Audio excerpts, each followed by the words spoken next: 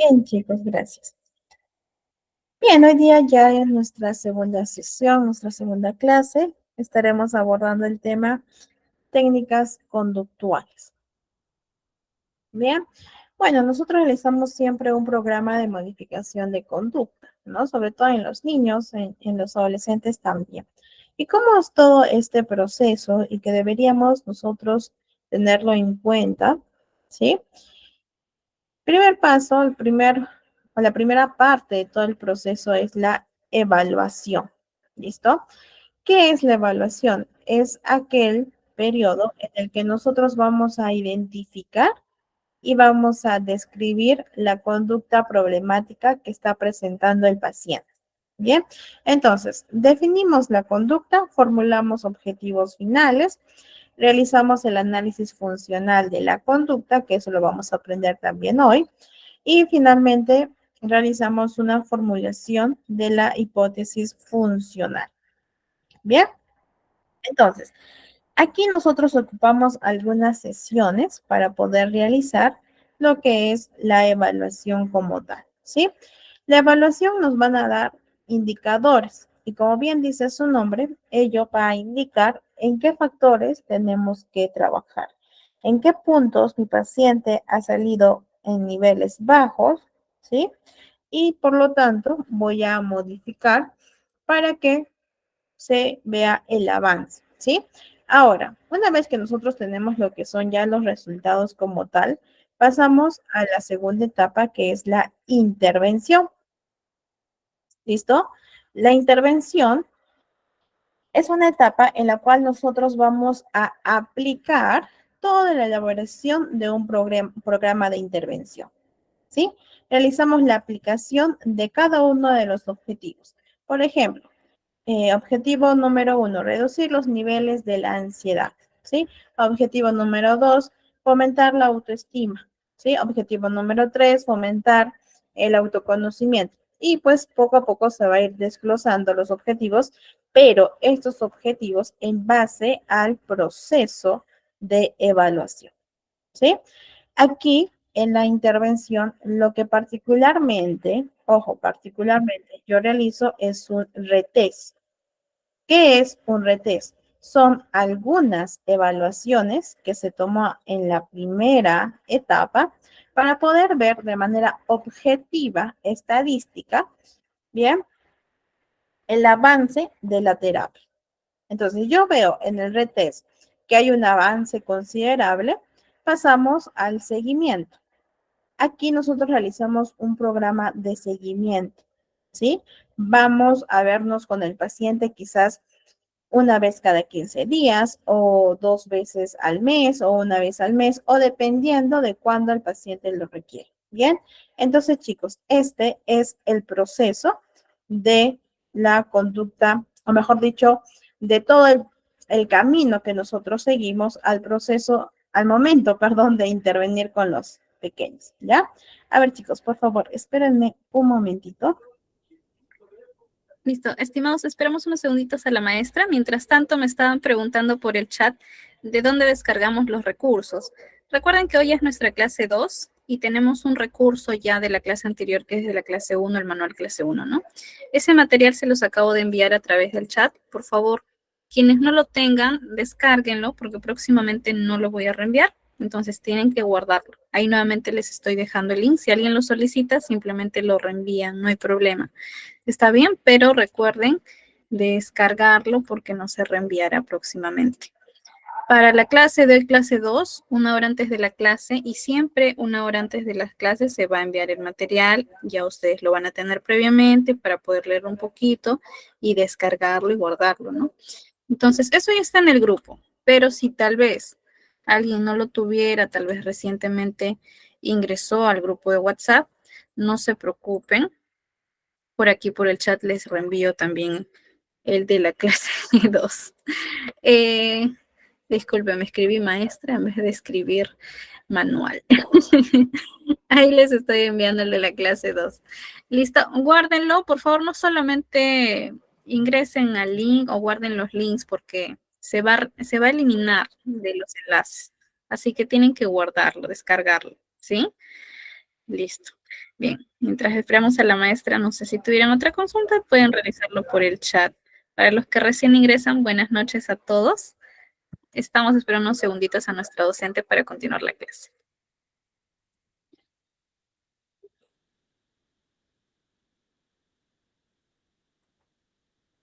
Bien, ahora sí, ¿me escuchan?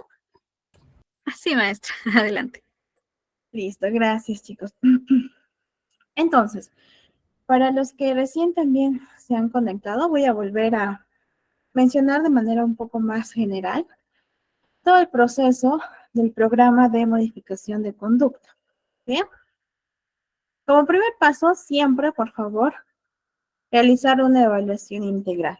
Bien, por ejemplo, ¿no? El paciente acude acompañado de la mamita porque le molestan en el colegio y el paciente pues no se defiende, ¿sí?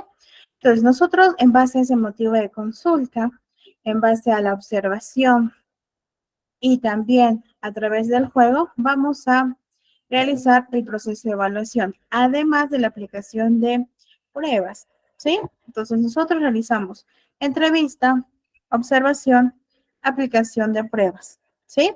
Al momento de realizar todo este proceso de evaluación. Una vez que yo ya tengo los resultados, paso al proceso de intervención, ¿sí? Como segundo paso o como segunda etapa. En este proceso de intervención, nosotros aplicamos el programa, ¿sí? En base a los resultados previamente obtenidos. Ahora, como les comentaba, yo de manera particular realizo un retest. ¿Qué es un retest? Son algunas, no todas, son solo algunas evaluaciones que se tomó en un inicio para poder ver los avances objetivamente, el avance de la terapia.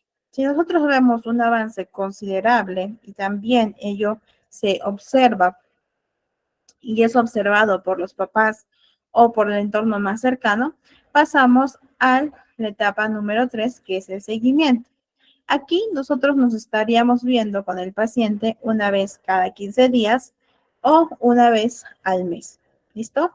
Pero se busca que el paciente pues ya tenga todas las herramientas consolidadas para la autoeficacia, para la autonomía. Bien, chicos, entonces de esta manera nosotros realizamos el programa de la modificación de conducta, ¿bien?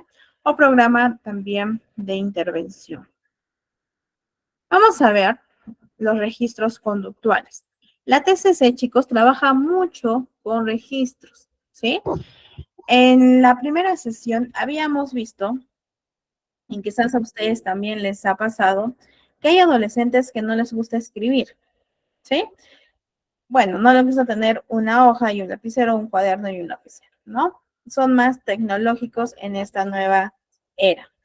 Bien, aquí nosotros podemos darle también esa opción. Siempre busquemos la flexibilidad en beneficio del paciente, ¿no? Por ejemplo, ¿qué es lo que más tiene a la mano el adolescente?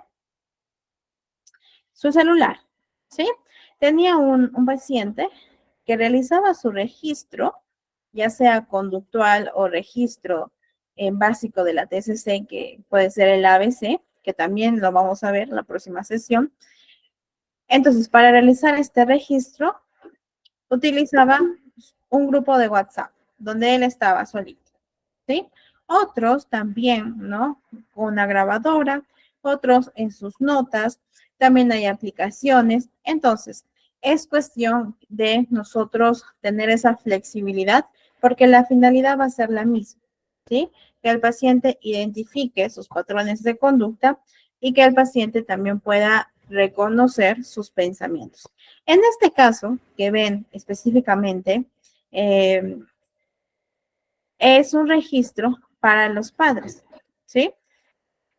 En el cual ellos tienen que plasmar la fecha, la situación, qué pasó, qué hace el niño, qué hago yo y cómo se resuelve la solución, ¿sí? Por ejemplo, mi niño sacó malas notas. ¿Eso es qué pasó? Esa es la situación objetiva, observable, ¿bien? ¿Qué hace el niño? Se puso a llorar. ¿Qué hago yo? Le grité y lo castigué. ¿Cómo se resuelve la situación? Bueno, al día siguiente se me pasó la cólera y ya no le dije nada. Bien, ¿para qué creen ustedes que nos puede servir el registro que ven en pantalla? Los leo en el chat. A nosotros como especialistas, como psicólogos, como psicólogas. ¿Para qué nos servirá este registro?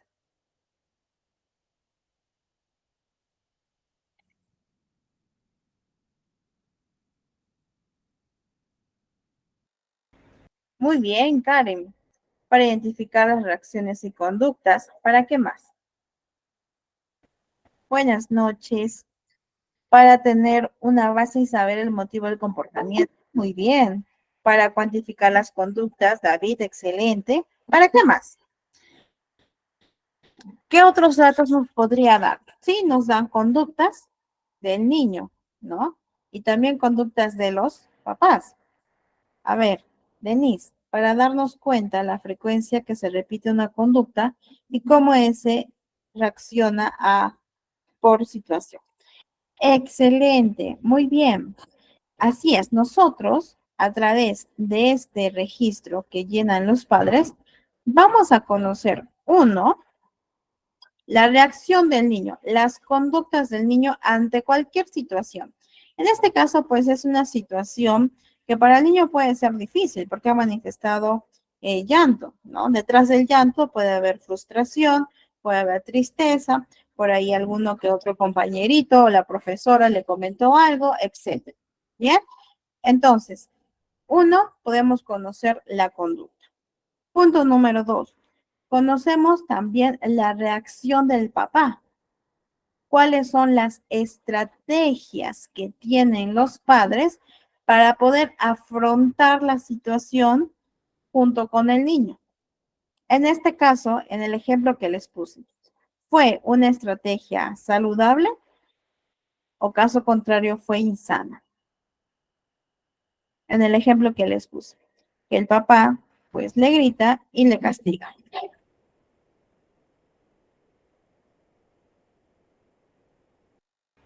¿Será una respuesta, una estrategia adecuada o no? ¿Qué piensa?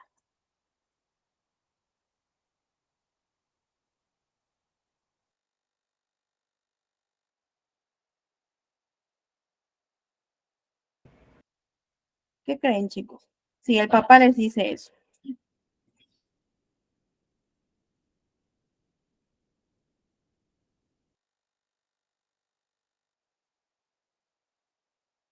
Muy bien, Doris nos dice que no fue adecuada la reacción del padre. ¿Por qué?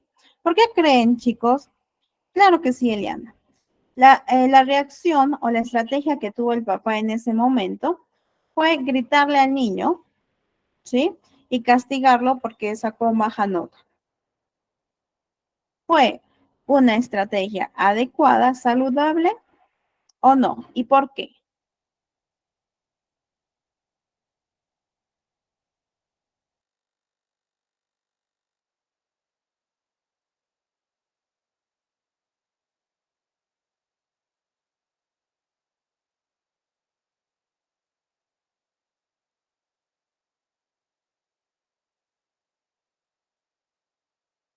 Muy bien, aquí nos dice, no fue la adecuada, tuvo que conversar con el niño y preguntarle qué pasaba. Muy bien.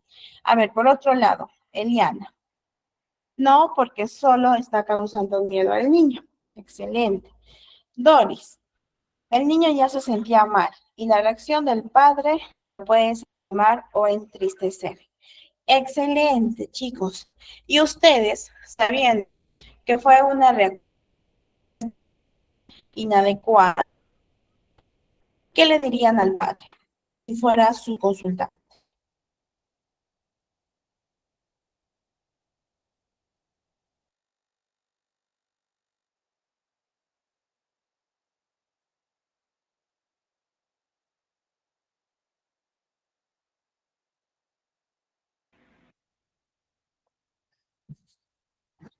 A ver, chicos, ¿qué le dirían al papá?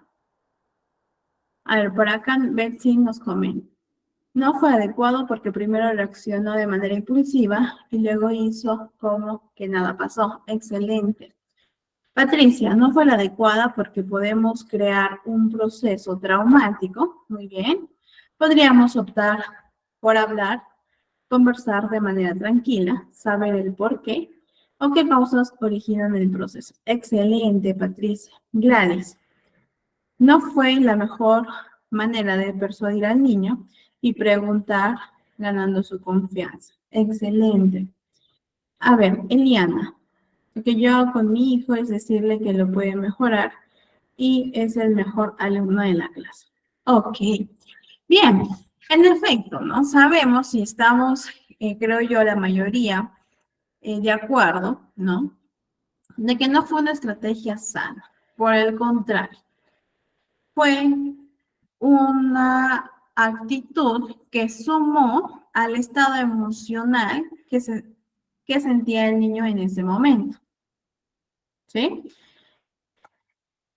¿Y cómo se resuelve la situación? Aquí podemos ver claramente una conducta evitativa.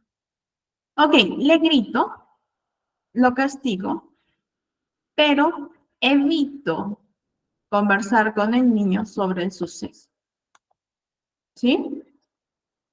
¿Qué consecuencias puede tener este niño en un futuro si esta estrategia del pupito persiste con el tiempo? ¿Qué consecuencias pueden surgir?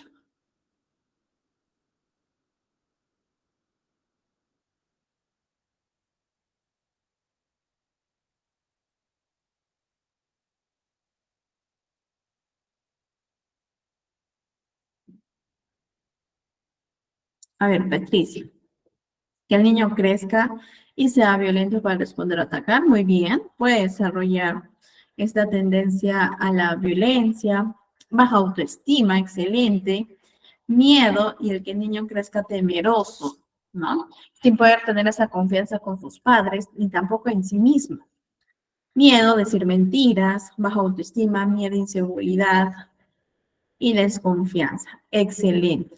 Es muy probable que el niño también desarrolle perfeccionismo, ¿no? Tener esta característica de quiero ser perfecto, tengo que ser perfecto, no puedo equivocarme, un error no me es permitido, etc. Ello pues genera frustración, ansiedad, depresión, entre otros problemas psicológicos y emocionales, ¿sí?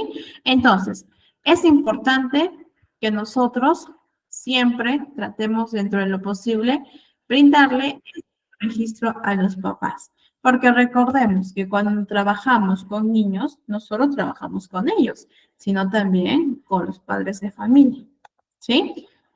Y el trabajo es directo con los papitos. Ojo, bien.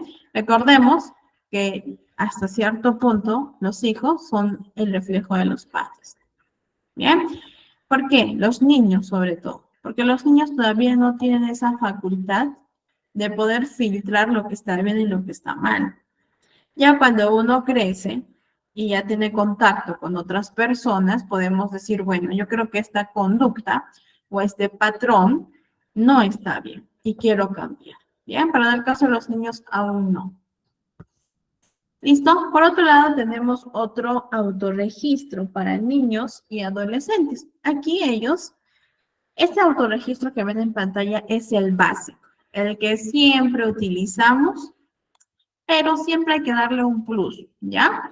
Por ejemplo, aquí ponemos lo que es la fecha, la situación, es decir, qué pasó, qué hice, la conducta, qué pensé, el pensamiento y cómo me sentí, la emoción. Registramos, ¿sí? Por ejemplo, el lunes 12 de agosto, por ejemplo. Situación, tuve una exposición y me equivoqué. ¿Qué hice? Me puse a llorar delante de los demás. ¿Qué pensé? Que soy de lo peor, que soy tonto, que no sirvo para nada, etc. ¿Cómo me sentí? Triste, frustrado, ansioso, miedoso, etc. Bien, entonces, este es el autorregistro, que es un básico e importante también al momento de realizar el registro de los pequeños, ¿sí? Y también de los adolescentes. Bien, por otro lado, nosotros realizamos lo que es un análisis topográfico de la conducta, que este análisis nos permite identificar las manifestaciones y las conductas. Entonces, vamos a dividir este análisis en dos partes. Bien, la primera parte es identificar las respuestas motoras. ¿Cuáles son las respuestas motoras? El comportamiento, que es el motor, el aspecto fisiológico, que es lo que nuestro cuerpo siente, por ejemplo, tensión, palpitación acelerada, sudoración, quizás por ahí ahogo, dolor, etc. Bien. Por otro lado, vamos a tener que abordar el aspecto cognitivo, que hace referencia a los pensamientos. ¿Qué pensé en ese momento? Bien. Y el nivel emocional, que son las emociones y sentimientos. Tristeza, vergüenza, miedo, calma, etc.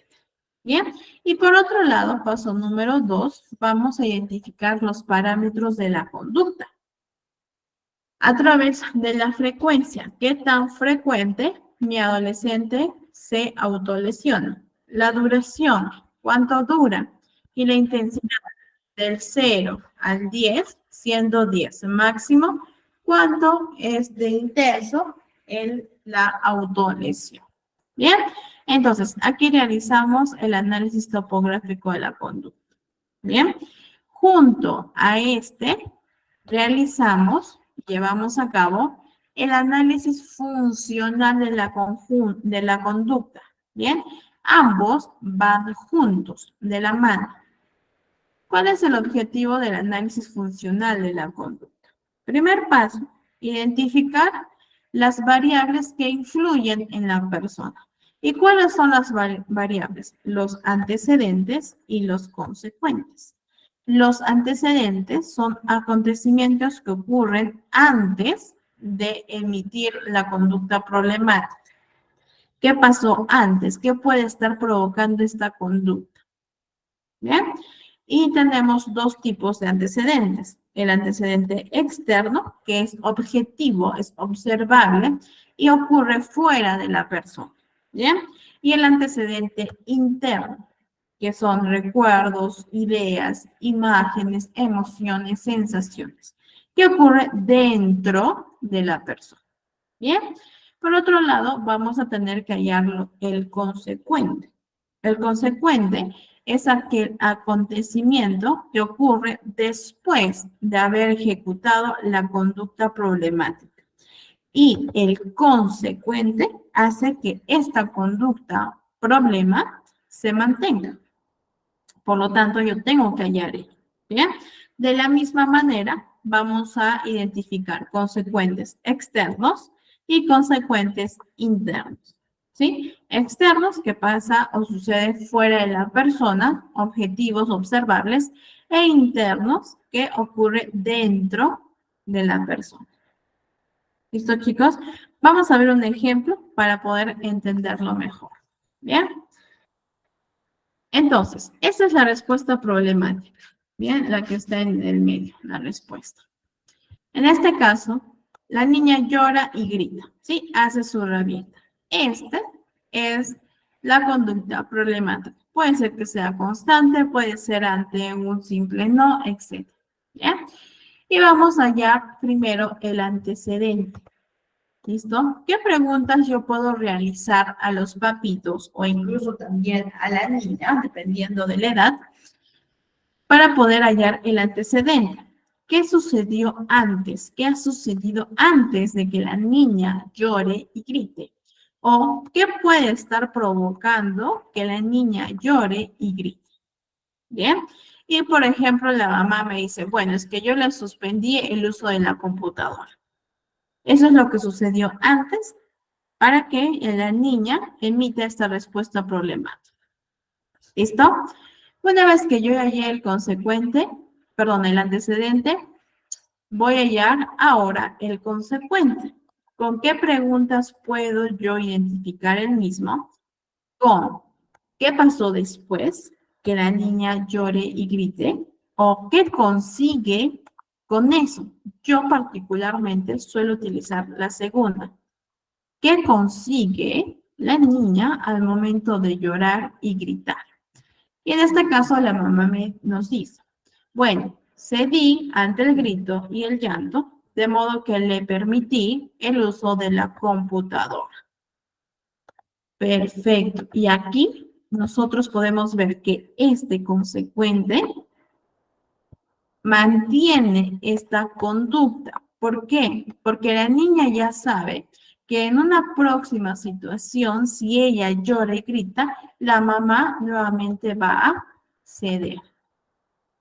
¿Listo, chicos? Hasta aquí. ¿Alguna pregunta o todo está claro? Me confirman, por favor, a través del chat o con alguna reacción.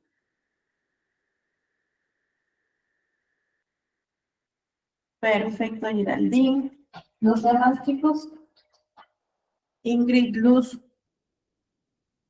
Nadia, Joel, Betsy, Magna, Vanessa. Muy bien. Perfecto, Blanca. Muy bien. A ver, les pregunto. La madre suspendió el uso de la computadora. ¿Sería un antecedente interno o externo?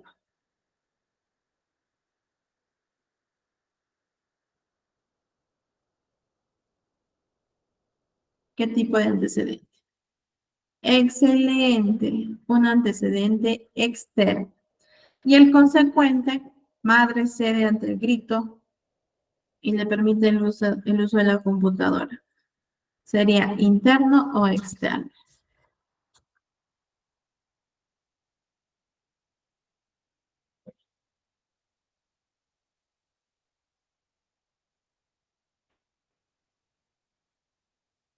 El consecuente, chicos, ¿sería un consecuente interno o externo?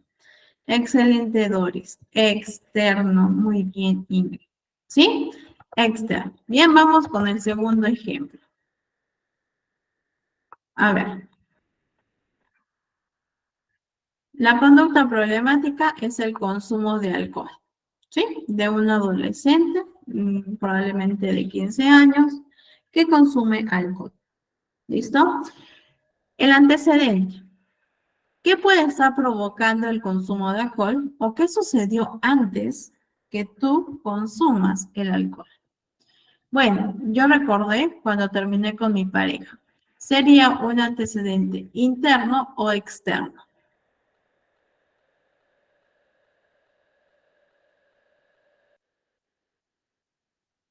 Excelente, David. Muy bien, Luz, Nayeli, Betsy.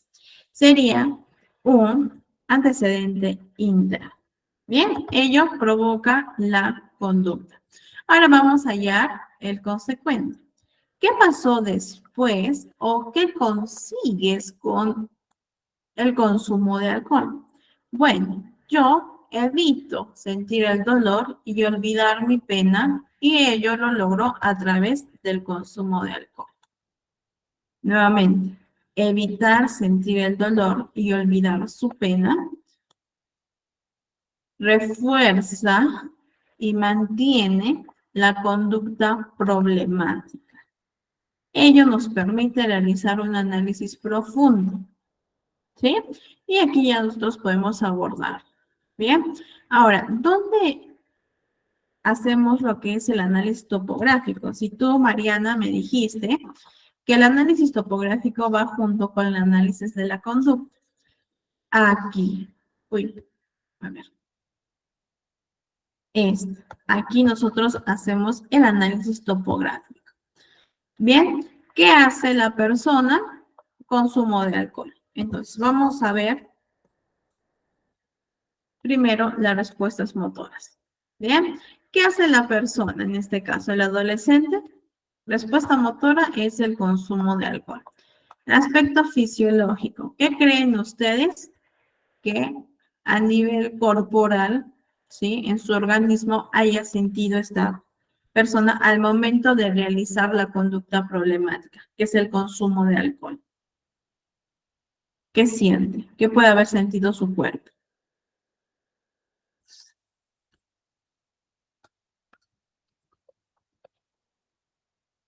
Mareos, muy bien, David.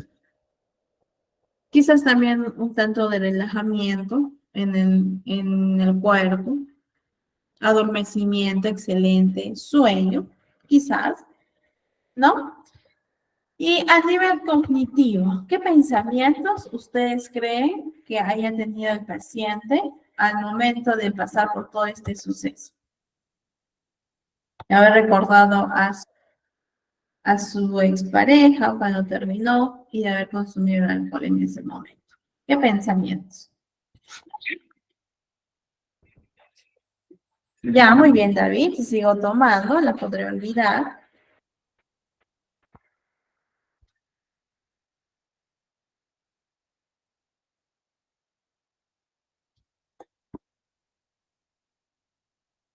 Ok, pensamientos, chicos. ¿Sí? Siempre, por favor, tengan cuidado con eso, porque los pacientes se equivocan, ¿sí? Cuando pongo pensamientos es lo que yo pienso, ¿sí? Es decir, contenido, ¿bien? La tristeza es una emoción, la frustración de la misma manera, ¿sí? Pensamientos pueden ser como el que dijo David, ¿no? Si sigo tomando, la podré olvidar, no soy suficiente para ella o para él, ya no sentiré dolor, muy bien, Karen. Probablemente ya no puedo vivir sin ella o sin él, la vida no tiene sentido, nunca volveré a amar a otra persona como la amé a él o a ella, etc. ¿Bien? Esos son los pensamientos, chicos. Y a nivel emocional, ¿sí? Hablamos ahora sí de las emociones. Muy bien, Blanca, no llegará otra como ella en el aspecto cognitivo.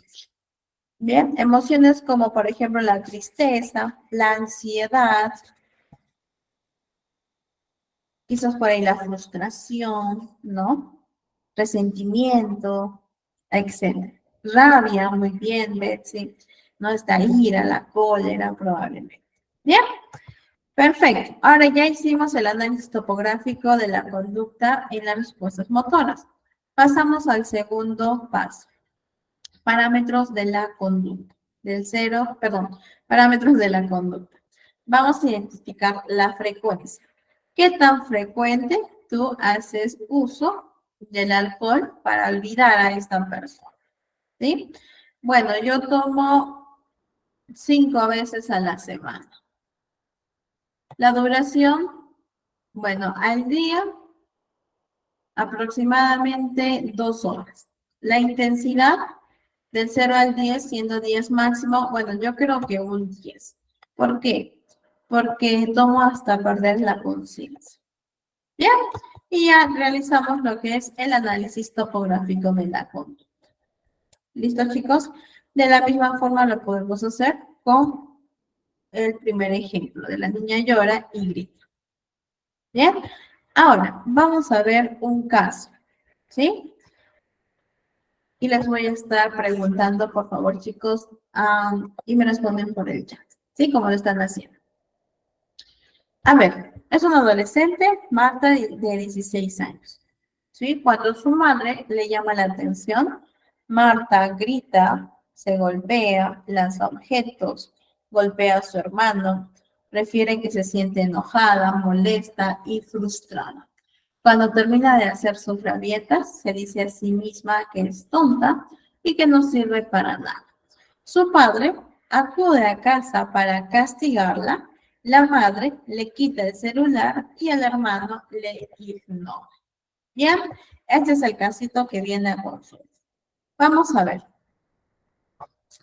Situación antecedente, es decir, la variable del antecedente. ¿Qué pregunta puedo realizar a la paciente para poder hallar el antecedente?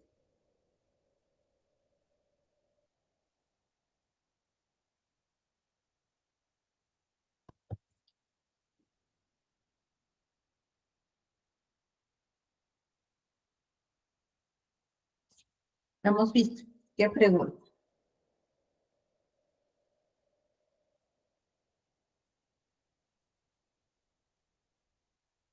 Muy bien. ¿Qué sucedió antes? ¿Cierto? Siempre recuerden el antes, antecedente antes. ¿Qué sucedió antes de que tú realices tal cosa? ¿Bien? O también, ¿qué puede estar provocando esta conducta? Excelente. ¿Ya? Y en el caso del consecuente, ¿qué preguntas yo puedo realizarle a la persona?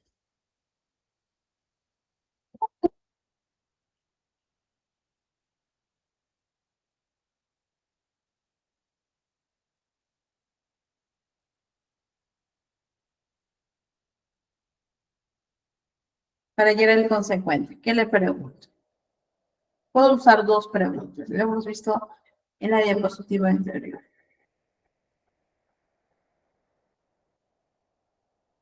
Ya, muy bien, Nayeli, ¿no? ¿Qué pasó después? ¿Sí? ¿Qué pasó después de que tú realices toda esta conducta?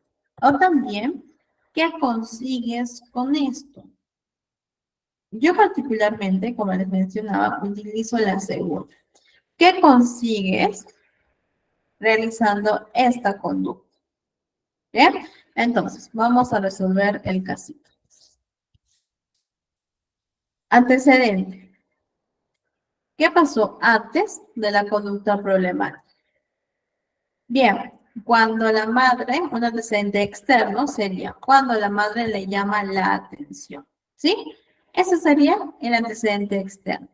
¿Para qué? Para que la niña o el adolescente se golpee, lance objetos, grite, golpee a su hermano.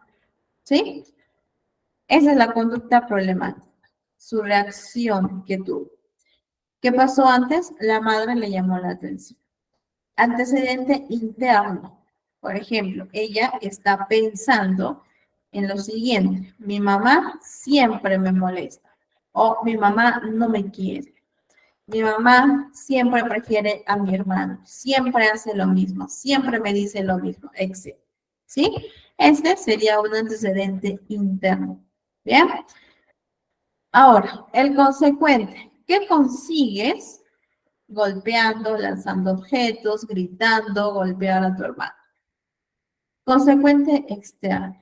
Que su padre le castigue, la madre le quite el celular y el hermano le ignora. Bien, es un consecuente externo que es objetivo y que es observado.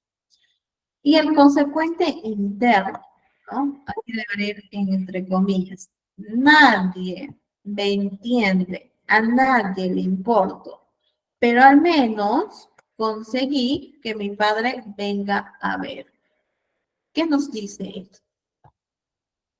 ¿Qué nos dice su consecuente?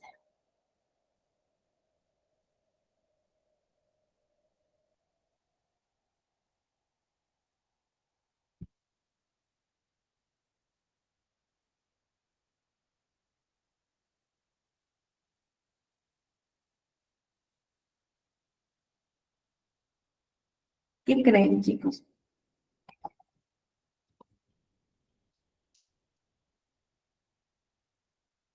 Ojo, miren, pero al menos conseguí que mi padre venga a ver. Muy bien, Nayen. Está buscando atención, ¿sí? Puede ser que más allá de que golpee las objetos, que eso se tiene que trabajar, ¿qué hay detrás de esta reacción? Ahora, ¿por qué es importante que nosotros realicemos esto? Porque puede ser que venga la mamá y nos diga, ¿sabe qué? Psicóloga, psicólogo, siempre mi niña o mi hija está golpeando, lanzando objetos, gritando, golpeando a su hermano y no tiene control emocional. Ya, si yo me quedo solo con ese motivo de consulta, puedo hacer todo lo que es la evaluación, pero si yo no hago este análisis, yo no voy a ver qué hay detrás de esta respuesta, qué le motiva o qué pasó antes. ¿Y qué consigue con esta respuesta? Muy bien, ser escuchada. Pero ella quiere ser escuchada, quiere buscar atención, pero todavía no tiene las estrategias para poder tener esta atención. Y tampoco los papitos tienen las pautas necesarias para poder brindar una atención adecuada a su hija. Así es, Doris, ¿no? Hace entender que necesita a su padre. Y es verdad.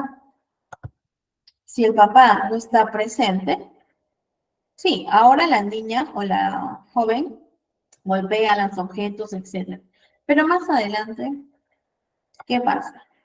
Yo tengo muchas personas, ¿sí? Muchas mujeres sobre todo, pero no es el 100%. O también he tenido pacientes varones que crean dependencia emocional.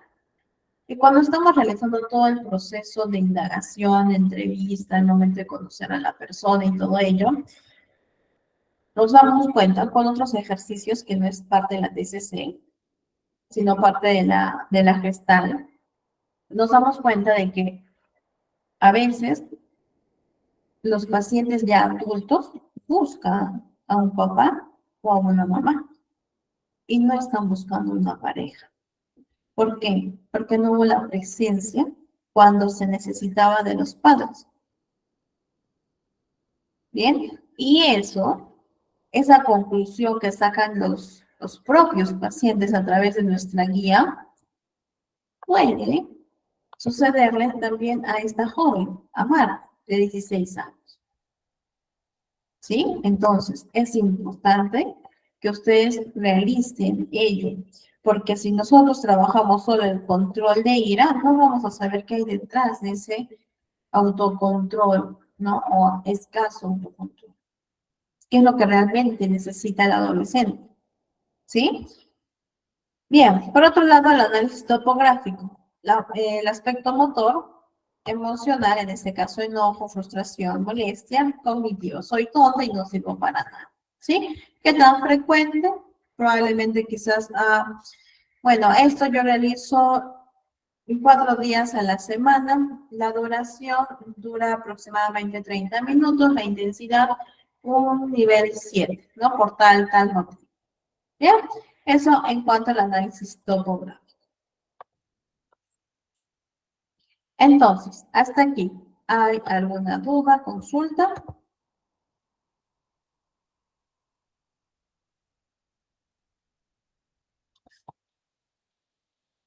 ¿Todo está claro, chicos? Ok. Bien, entonces continuamos. Bien, entonces, para iniciar lo que es el proceso de intervención, hay que tener muy en claro cuáles son los objetivos. ¿Dónde yo voy a obtener los objetivos en el proceso de evaluación? ¿Sí? Tengo que saber qué conductas específicas voy a eliminar, reducir o implementar. Bien, haber realizado pues una correcta evaluación y establecer una presunción diagnóstica. Una vez que yo ya tengo todo ello, voy a realizar mi programa de intervención terapéutica, en la cual yo voy a escoger técnicas o herramientas que estén adaptados al problema. Ahora, siempre es importante tener esta flexibilidad que les mencionaba en el inicio. Por otro lado, también vamos a realizar un entrenamiento en la realización de tareas, ¿sí? Porque recordemos que nosotros dejamos tareas a los pacientes, porque como cualquier herramienta psicológica, si no se realiza fuera de la sesión, entonces no va a haber un avance en el plan. ¿Listo? Bueno, les puse esta diapositiva para que ustedes más o menos se guíen. Yo lo hago así, ¿sí? Es decir, pongo la fecha de intervención, el número de la sesión, la denominación de la sesión, el objetivo del mismo y las técnicas terapéuticas. Por ejemplo, 29 de agosto del 2023. Número de sesión fue la primera sesión de intervención, ¿ya? No de evaluación, de intervención. ¿Cómo denominé la sesión? Afrontando la ansiedad. Objetivo, reducir los niveles de ansiedad. Ese fue mi objetivo de la sesión número 1. ¿Qué técnica he utilizado? La respiración profunda y la relajación por tensión. Bien. Y así sucesivamente voy a plasmar todas mis sesiones. Uno, esto nos sirve para tener un orden, para poder ver los objetivos que hemos estado trabajando. Dos, también me permite mostrar a los pepitos, ¿sí? Porque si bien es cierto, nosotros por ética no podemos divulgar lo que nos dicen los adolescentes o los niños, a menos que haya quizás por ahí un comentario, una narración que vaya en contra de su integridad física, de él mismo o de otra persona, ¿sí? Eso por ética lo sabemos. Entonces, ello lo muestro. Esto yo lo muestro a los papitos, ¿sí? Por ejemplo, ¿no? Hemos trabajado estas herramientas, estas técnicas. En el caso de los niños, les doy también lo que ven en pantalla para que los papitos lo repliquen fuera de las sesiones. Bien, entonces es una ayuda para ustedes como especialistas y también para informar a los papás. ¿Listo? A ver, por otro lado tenemos los registros conductuales, pero en este caso para los niños. ¿Bien? En el caso de los niños grandecitos, sí, no podemos tomar pues esto a niños de 2 añitos, ¿no? De 1 añito, todavía no tienen la capacidad, ¿vean? Entonces, a partir de los 7 años, ¿sí? 7 años, 8 años, podemos aplicar los registros conductuales. Entonces, aquí establecemos lo que es la fecha, la situación, qué pasó, qué haces para estar mejor y qué hacen tus padres. ¿Qué me permite ver aquí? Uno, ¿qué estrategias tiene mi niño, mi pacientito? Y cómo es que el niño percibe a sus papás frente a la misma situación. Porque sí me ha pasado. Por ejemplo, pasa una situación que el niño hace caer o malogra el mueble. ¿Sí? Hizo caer el jugo y malogró el mueble, que era relativamente nuevo. ¿Qué hizo? ¿Cómo se sintió aquí? ¿Cómo me sentí? Triste, con una carita. ¿Ven? Me sentí triste. ¿Qué hiciste para estar mejor? Lloré. Lloré y abracé a mi perrito. ¿Qué hicieron tus padres? Me gritaron muy fuerte. Bien, cuando yo hable con los papitos, le pregunto de manera muy sutil qué situación pasó esta semana, ¿no?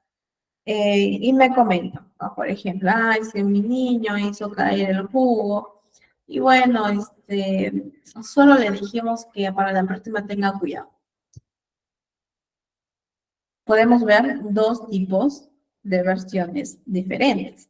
El niño nos dice que los papitos le han gritado, pero los papitos nos dicen que solo fue como un comentario, ¿no? Un comentario de que para la próxima tenga cuidado.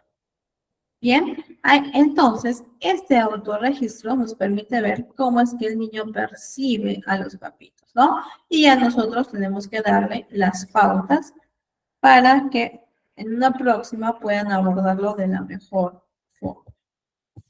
¿Listo? Por otro lado, en este autorregistro es cuando el niño se enfada, ¿no? Sobre todo los niños que tienden mucho a enfadarse. Situación, ¿qué pasó? ¿Qué hago? Las conductas. ¿Qué hace el otro? Sí, ya sean los papitos, sus compañeros, sus profesores, etc. ¿Qué hizo el otro? Golpeó, me gritó, me arañó, se rió, etc. ¿Bien? ¿Cómo me siento? Con caritas, triste, enojado, feliz. ¿Bien? ¿Listo, chicos? Entonces, aquí tenemos otro autorregistro. A ver, ese autorregistro que ven en pantalla es cuando ocurre alguna situación donde el pequeño o se siente enojado o se siente triste. Nosotros tenemos que ver, ¿sí? Por ejemplo, vamos a tomar la tristeza, el enojo de la tristeza, porque es una emoción que ha estado predominando en mi niño. Entonces le damos un formato donde ponemos el día lunes, martes, miércoles, jueves y así sucesivamente de toda la semana. ¿Qué tan frecuente te has sentido triste o cuántas veces te has sentido triste el día lunes? 2 veces más. El día martes, 3 veces. El día miércoles, ninguno. El día jueves, una vez. ¿Sí? Y así sucesivamente para que nosotros podamos indagar qué pasó y por ahí también trabajar en lo que nos dice el niño y los papitos, para que esto también pueda reducirse en el caso que sea tristeza, en el caso que sea. ¿Bien? Pero recordemos que las emociones son válidas. Puede ser que se siente enojado porque vio a un perrito, un video de un perrito que se murió, etc. ¿Bien? Para él es importante, ¿sí? Para el niño es importante. Y por eso lo plasma. ¿Listo? Y ya nosotros lo guiamos, lo ayudamos y somos de soporte para el pequeño. ¿Listo? También este es, por ejemplo, día de la semana, lunes. ¿Me siento triste, enfadado o me siento contento y feliz? Dibujo un palito. Ah, no, el día lunes yo me sentí contento. El día martes me sentí triste. El día miércoles me sentí contento, ¿sí? Y así sucesivamente también con el mismo propósito para poder trabajar con el menú. ¿Listo, chicos? Bien, por otro lado, vamos a iniciar las técnicas para eliminar las conductas. Como primera técnica tenemos lo que es el castigo. Siempre con cuidado, ¿sí? El castigo. Tenemos el castigo positivo y el castigo negativo. El castigo positivo es cuando nosotros aplicamos, es decir, le presentamos un estímulo aversivo al sujeto, a la persona, ante la realización de una conducta determinada. Por ejemplo, quizás esta adolescente le levantó la voz a la profesora y le insultó a su compañero y le jaló el cabello a su otro compañero. Vamos a presentarle un estímulo adversivo.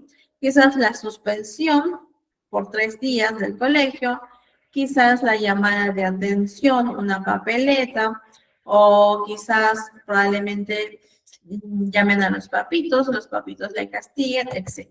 Bien, entonces aquí le estamos presentando un estímulo adversivo. En el caso del castigo negativo es cuando nosotros retiramos algo que la persona le gusta. Por ejemplo, si el niño se portó mal, gritó, insultó, se lastimó, quizás por ahí, y le pegó a su hermanito, etcétera. Bien, entonces vamos a retirarle un estímulo que desea. En este caso podrían ser los videojuegos, ¿sí? O el celular, dependiendo.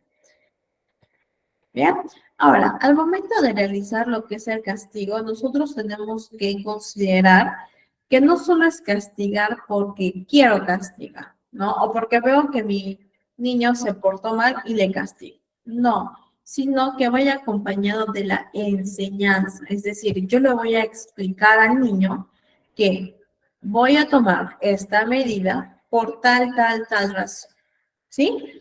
Con ello, le estoy enseñando de que sus acciones tienen consecuencias y que él es responsable de sus acciones, ¿bien? Y al momento de ser responsable de sus acciones, también tiene que ser responsable y asumir sus consecuencias, ¿bien? De esta forma yo le explico al niño para que él pueda entender que el castigo tiene un objetivo, ¿bien? Y no diga, bueno, mi mamá es mala o mi papá es malo porque me castiga. Y sabemos que no es así. ¿Bien?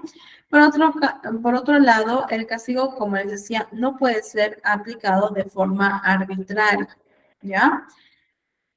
No podemos perder la calma. Aquí necesitamos de mucho autocontrol. Por más que sentimos que la cólera, la ira está inundándonos, bien, siempre mantenemos la calma, porque nuestra tranquilidad como padres es la tranquilidad también de nuestros niños.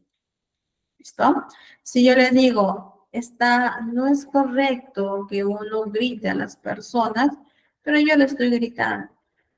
Hay una incoherencia entre lo que le digo y lo que yo manifiesto en cuanto a mi comportamiento. ¿Sí? Y por otro lado, sí busquemos que el castigo tienda a ser inmediato, ¿bien? Para que el niño pueda comprender.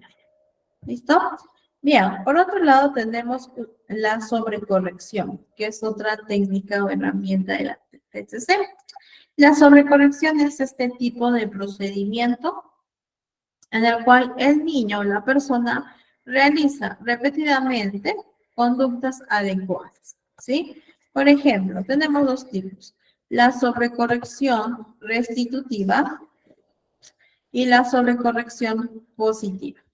La sobrecorrección restitutiva es cuando la persona debe sobrecorregir las consecuencias, ¿sí?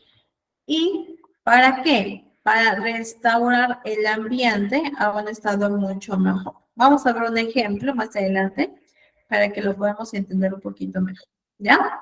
Y la sobrecorrección positiva es una ejecución repetida de una o más conductas que sean alternativas, pero que tengan relación con la conducta inadecuada. ¿Listo? Vamos a ver un casito. A ver, Manuel, de 4 añitos, ¿sí? Cuando su mamita va a preparar la comida, el pequeño garabatea las paredes de la sala. Su madre aplica siempre la misma consecuencia a su conducta, ¿sí? Es decir, se enfada, grita, enviando a Manuel a su habitación. Sin embargo, no consigue un cambio porque Manuel sigue realizando la misma conducta problemática. Bien, vamos a aplicar las sobrecorrección. Primero, la sobrecorrección restitutiva. En este caso, Manuel va a limpiar los garabatos de la pared. ¿Sí? Va a sobrecorregir lo que ha realizado. Bien, y la sobrecorrección positiva es cuando Manuel dibujará en varias hojas de papel el mensaje. Se pinta en las hojas y no en la pared. ¿Sí? Esta es una sobrecorrección positiva. Ahora, ¿qué es lo que yo siempre aconsejo a los papitos? Por ejemplo, yo voy a sobrecorregir a mi niño, o por ejemplo, ¿no? Si es que el niño realiza el garabateo en una pared, ¿bien? Voy a solicitar a mi pequeño a que sí, limpie la pared, pero mientras que estamos realizando esta sobrecorrección, explicarle al niño por qué no debe pintar esta pared, ¿sí? Y le explicamos el por qué. Bien, mientras que lo acompaño al momento de limpiar. Bien, paso número 2. Junto con el niño, yo como papito no quiero limitar a mi niño porque está en ese periodo de exploración. Y ustedes saben que el garabateo, el momento de manipular los objetos, está aprendiendo, está exteriorizando incluso su mundo interior a través del garabateo, ¿sí? Porque está en este periodo de desarrollo. Entonces, yo no quiero limitar al niño. Y sé que a mi niño no le gusta trabajar con hojas. Bien, voy a agarrar quizás papelotes y voy a designar una pared quizás de su cuarto y pego los papelotes en la pared del cuarto. Y yo le voy a decir, mira Manuel, en esta pared no se pinta, ¿sí? Porque ya te expliqué, ¿no? Y le comienzo a decir todo lo que ya le había explicado. Pero aquí, en esta pared, sí puedes pintar.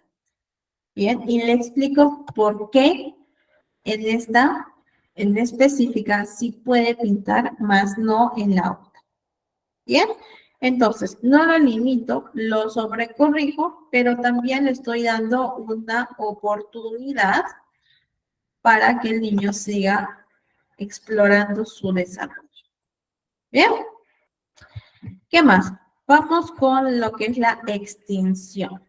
Aquí es cuando eliminamos el reforzamiento de una conducta problemática. Por ejemplo, un adolescente está comiendo con su mamá, con su papá, con su hermano, ¿bien? Y este adolescente tiende a realizar comentarios inapropiados, ¿listo? Y es parte del motivo de consulta por el cual acude al terapeuta, ¿listo? Entonces, ¿qué pasa? Aquí, este adolescente en esa situación específica, realiza un comentario muy inapropiado e inadecuado. Y el hermano se comienza a reír, ¿sí? Celebra el comentario del hermano. ¿Qué está haciendo aquí? Esta risa está reforzando la conducta problemática. ¿Qué es lo que tenemos que eliminar? El refuerzo, ¿no? El reforzamiento de la conducta. Entonces, hablamos con los papás que tienen que hablar con su hermano, ¿no? Que no debe de reírse por tal motivo, ¿sí? Entonces, en una próxima situación, la hermana también va a realizar nuevamente el comentario inapropiado y el hermano ya no se ríe. En una próxima situación, de la misma forma, hasta que la conducta se elimine.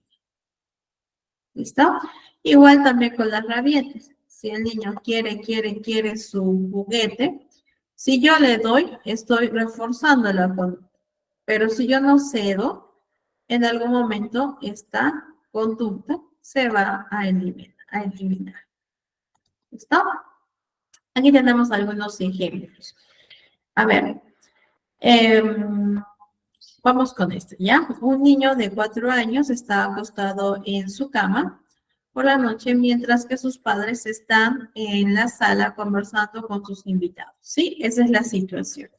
¿Cuál es la respuesta? El niño empieza a hacer ruidos de animales en voz alta desde la cama, como para interrumpir la conversación o quizás por ahí llamar la atención. ¿Bien? Consecuencias inmediatas.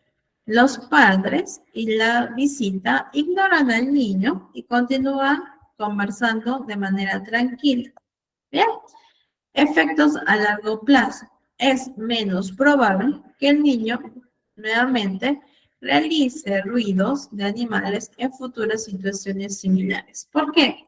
Porque no hubo un reforzamiento. ¿Listo?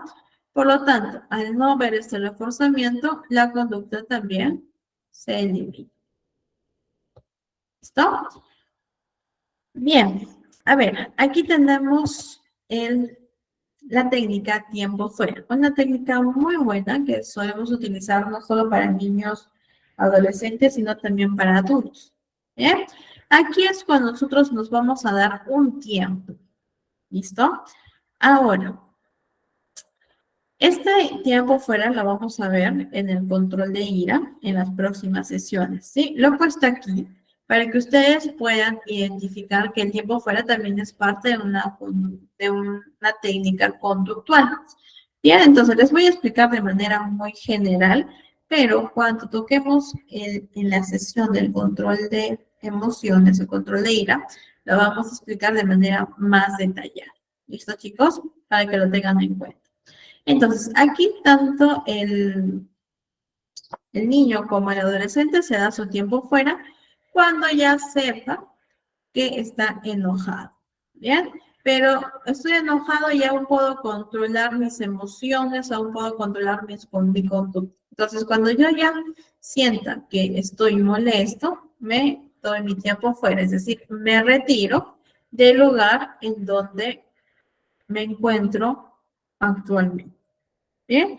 Si estoy en la sala y sé que ya me estoy molestando porque mi mamá me dijo tal o cual cosa, entonces yo me retiro a mi cuarto.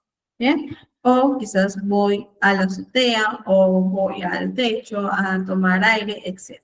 ¿Listo? Y en el caso de los niños siempre les aconsejamos el rincón de la cama. Eso también, como les comentaba, lo vamos a ver más específicamente en la próxima sesión. ¿Listo? Bien, a ver, aquí tenemos técnicas para mantener e incrementar conductas. ¿Cuáles son los pasos? Primero vamos a especificar qué conducta quiero modificar o qué conducta quiero incrementar o desarrollar. ¿Listo? Paso número 2. Voy a identificar los reforzadores.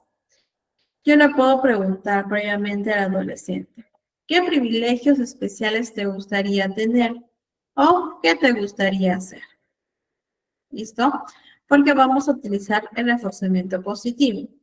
Es decir, cuando el adolescente o el niño realice la conducta, yo le voy a presentar el reforzador que él anteriormente me había mencionado.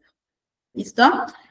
Ahora, podemos usar también reforzadores sociales y, sobre todo, como les decía, enseñar al paciente que él mismo pueda autorreforzarse y que no siempre espere un refuerzo de otra persona. ¿Listo? A ver, aquí tenemos un ejemplo. Una madre está ocupada planchando en la cocina. Bien, esa es la situación. La respuesta. Su hija de 3 años empieza a jugar con su hermano. Bien, consecuencias inmediatas. La madre termina de planchar y se sienta a jugar con la hija y con su bebé, con su hermanito. ¿Listo? ¿Qué va a suceder o qué efectos pueden generar a largo plazo? En el futuro, es probable que la hija juegue con su hermano pequeño mientras que la madre plancha, porque recibió atención cuando empezó a hacerlo.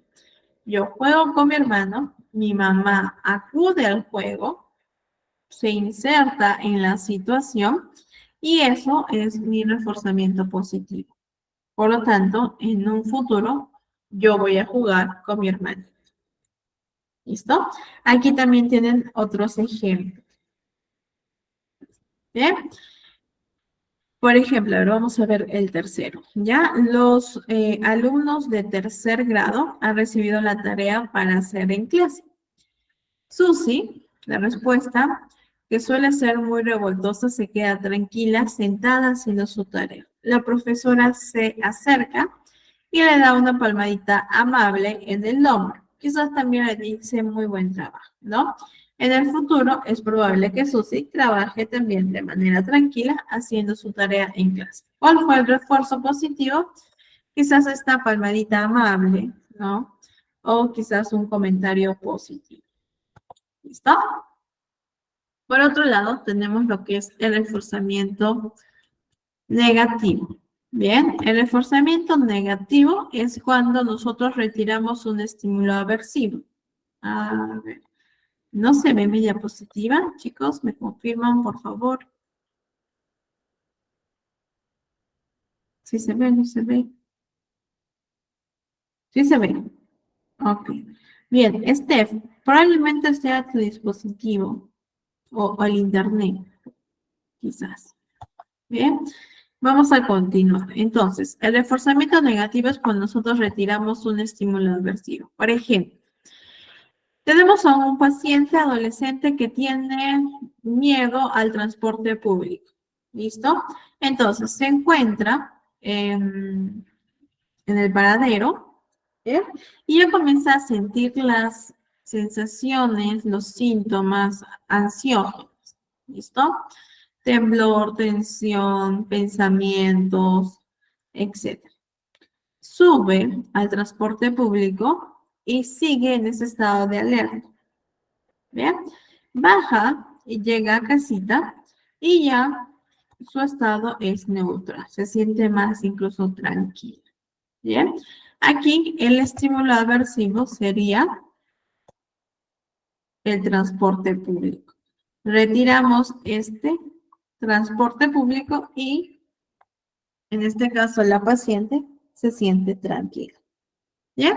Pero eso pues evidentemente se tiene que trabajar a través de las técnicas que vamos a ver ahora.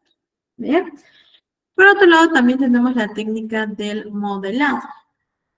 Es muy útil para poder adquirir nuevas conductas que están ausentes o quizás presentes, pero muy reducido, ¿sí? En el repertorio conductual del niño o del adolescente.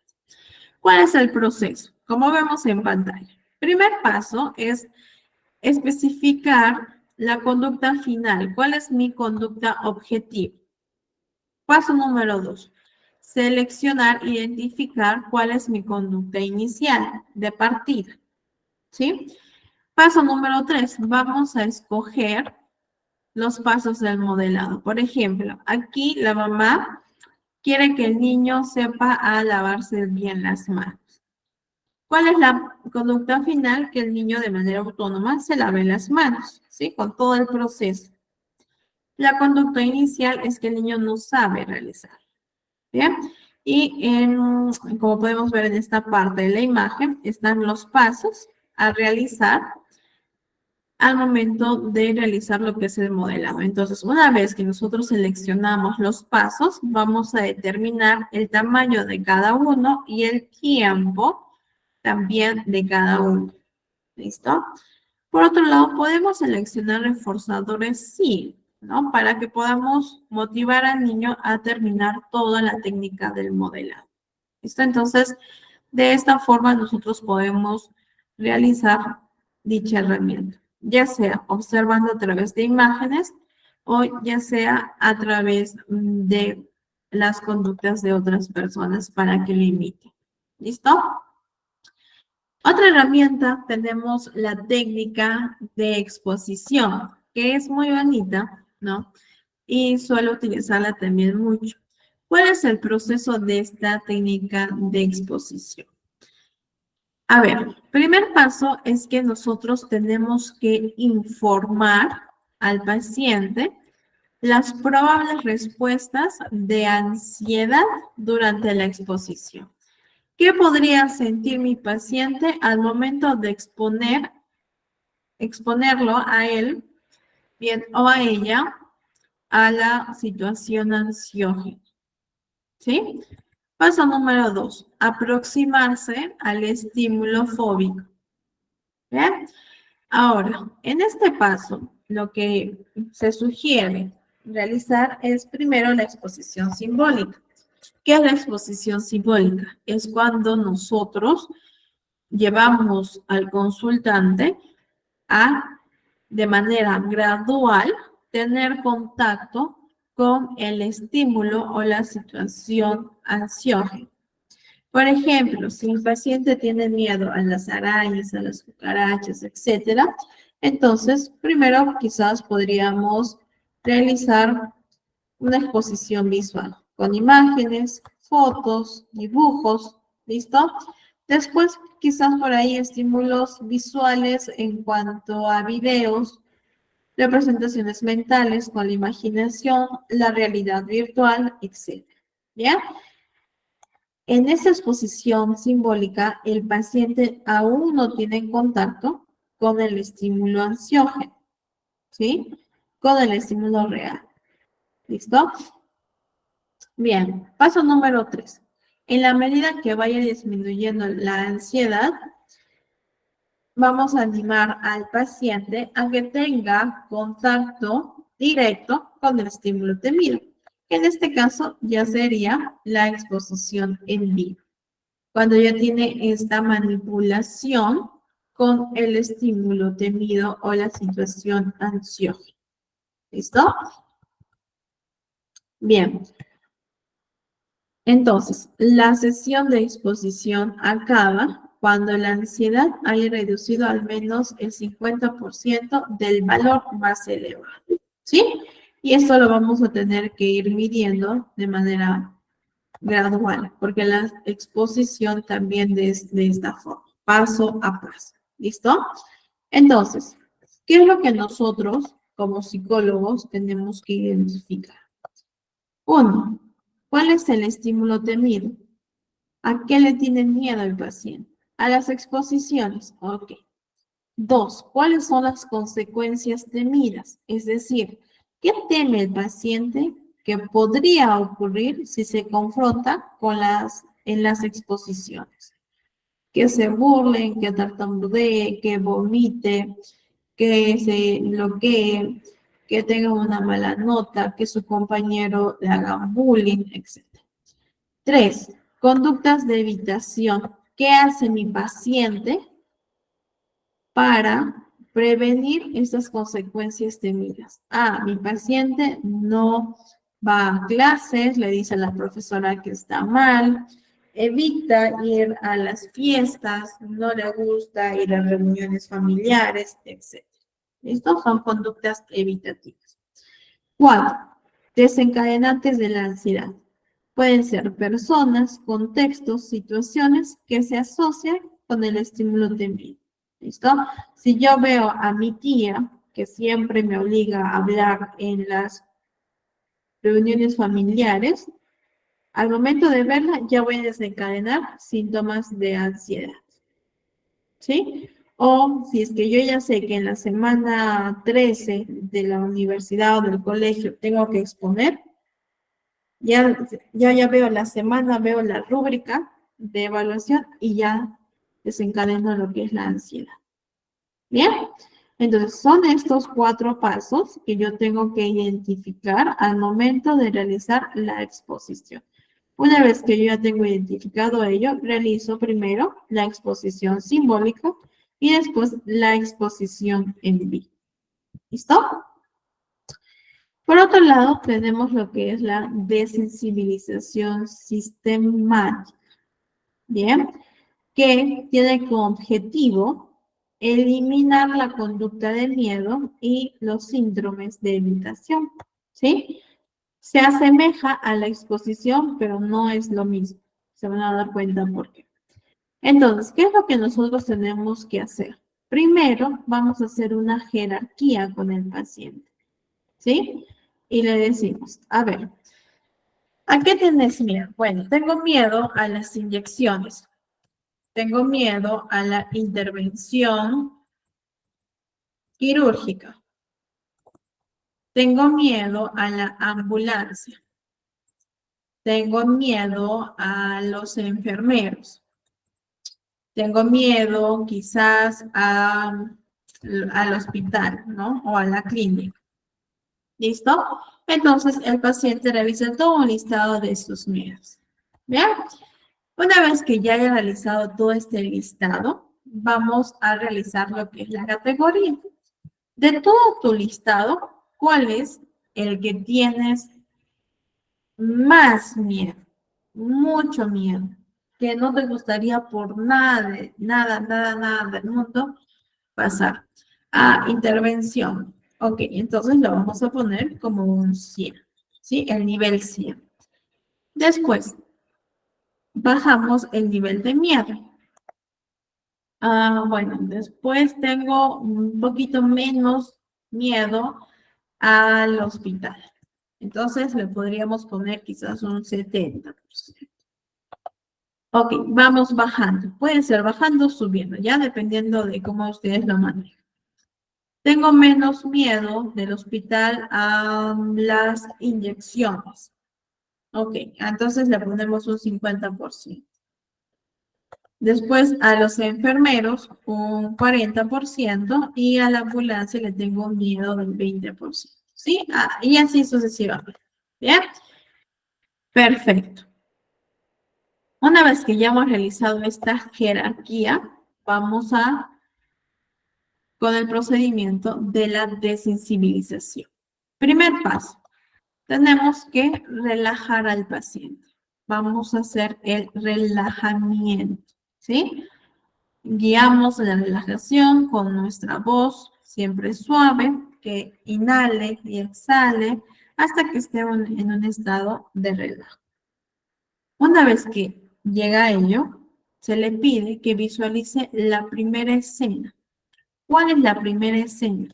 La que tiene menos miedo, en este caso, la ambulancia. ¿Sí? Entonces, cuando ya el paciente, bien, uy, se me fue haya visualizado, ¿ya? Se le enseña que tienen que levantar su dedo cuando ya haya visualizado claramente la escena. ¿Listo? Visualiza la escena y contamos entre 5 a 10 segundos. Mantiene la escena haciendo una respiración profunda. ¿Listo?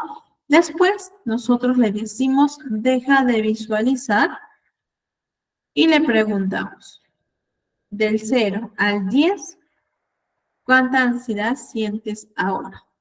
Siento ansiedad en un nivel 7. Ok.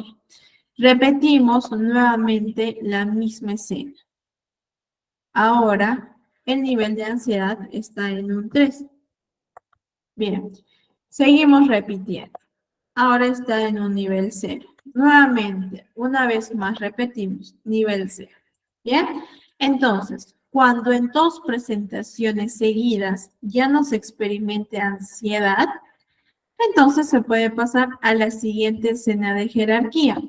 En este caso, ¿cuál sería el siguiente? Los enfermeros, ¿cierto? Porque tiene el 40%. Y así de manera sucesiva hasta llegar al 100%. ¿Bien? ¿Listo? Entonces, a medida que se vaya adelantando en la jerarquía hasta llegar al 100%, se notará una mejora en la habilidad para poder enfrentar estas situaciones en la vida real. ¿Listo, chicos? Entonces, de esta manera, nosotros realizamos lo que es la desensibilización sistemática. ¿Bien? Primer paso, realizamos la jerarquía. Después, relajamos al paciente. Le pedimos que visualice. Una vez que haya visualizado, le preguntamos el grado de ansiedad. Tiene que llegar a 2 presentaciones que no presente ansiedad y pasamos a la siguiente jerarquía. Bien, se aplica para estímulos de miedo, ¿no? De fobia. ¿Listo? A ver, estímulos traumáticos, por ejemplo, hechos traumáticos, siempre con mucho cuidado, ¿sí? Por ejemplo, si es que por ahí ha habido algún tipo de violación, manejémoslo siempre de acuerdo a cómo lo vemos al paciente, ¿sí? Por ejemplo, ¿no? Si es que por ahí hay suicidio, en el caso de violaciones, que son situaciones muy traumáticos, sí manejémoslo siempre con mucho cuidado, ¿no? Quizás buscar otras herramientas, pero va a depender mucho del paciente. Sí, por ejemplo, yo tuve una pacientita, no adolescente, ya joven, de 20 y tantos añitos, que pasó por un suceso de violación. ¿Eh? Pero con ella sí, hasta cierto punto pudimos indagar. Primero trabajamos mucho acerca de soporte emocional, el que ella pueda nuevamente reafirmar el amor a sí mismo, a sí misma, eliminar la culpabilidad y todo ello, ¿no? Entonces priorizamos siempre las necesidades de los pacientes. Bien, por otro lado, chicos, tenemos la economía de fichas, que es muy conocida para el caso para los niños, ¿no? Aquí nosotros podemos establecer lo que son las metas. ¿Qué metas queremos llegar para cambiar las conductas o incrementar las conductas del pequeño? ¿Listo? Y nosotros establecemos un objetivo, ¿no? Por ejemplo, aquí tenemos 25, el objetivo es 25 caritas. ¿Listo? Entonces, la actividad es hacer mi tarea. El día lunes lo hice, sí. Pongo la carita feliz. Día martes también, día miércoles también, día jueves no, viernes, sábado y domingo. Bien, la próxima sesión yo le reviso al niño. A ver, tu economía de fichas, ¿dónde está tu tablita? Y le preguntamos, muy bien, has tenido muchas caritas. Y el jueves, cuéntame, ¿qué pasó? ¿Sí? Y el niño nos explica. Llega a los 25 y le damos una recompensa, quizás salir al parque, ir al cine, tomar un helado, etc. Y finalmente, ya para terminar, tenemos el semáforo, que este semáforo también lo vamos a ver al momento de abordar el tema del control de ira, ¿sí? Control de ira, control de emociones, etc. Bien, entonces le voy a explicar de manera general, porque eso también lo vamos a ver en las próximas sesiones. El color rojo es alto, Bien, el color amarillo es pensar y el color verde es actuar. ¿Listo? Entonces, ¿qué le decimos a los niños? Que cuando pasa algún suceso, primero nos vamos al color rojo, que es parar. No hago nada, no digo nada. Segundo, paso al color amarillo y voy a pensar, ¿qué puedo hacer en esta situación? Bueno, voy a respirar y voy a decirle a mi mamá, ¿no? O voy a ir y le voy a golpear a mi compañero. Bien, entonces, vamos a ver si es que la consecuencia y la conducta es positiva, pasamos al verde. Si es negativa, aún nos quedamos en el amarillo. Por ejemplo, dice, voy a ir y le golpeo a mi compañero. ¿Qué puede pasar después? ¿Será buena conducta? ¿No será buena conducta? ¿Qué consecuencias puede enfrentar el niño?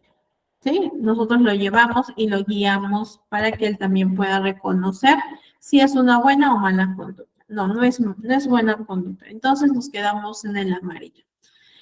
Entonces voy a ir y le voy a decir a mi profesora lo que ha sucedido. Muy bien, amarillo, ¿sí? Y pasamos al verde porque es una conducta positiva, porque la profesora pues va a buscar una solución. ¿Listo?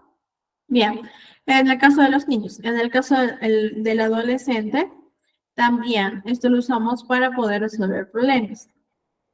Bien, color rojo es para. ¿Cuál es el problema? Que identifique cuál es el problema, la situación en la cual se encuentra inmerso. Color amarillo. ¿Cuál es la solución? ¿Qué solución yo puedo dar? Si esta solución va a tener consecuencias positivas o consecuencias negativas. Si tiene consecuencias positivas, pasamos al color verde, que sería actuar. Cuando voy a llevar a cabo la solución que previamente he analizado. ¿Listo, chicos? Y con eso terminamos nuestra sesión de hoy. Si tienen alguna duda, alguna pregunta, por la hora lo vamos a resolver en la próxima sesión. ¿Listo, chicos? Y bueno, eso sería todo y nos estamos viendo el día sábado a la misma hora. Cuídense mucho, que tengan bonita noche. Listo, muchas gracias, maestra. Gracias por habernos compartido sus conocimientos en esta clase. De igual forma, muy buena.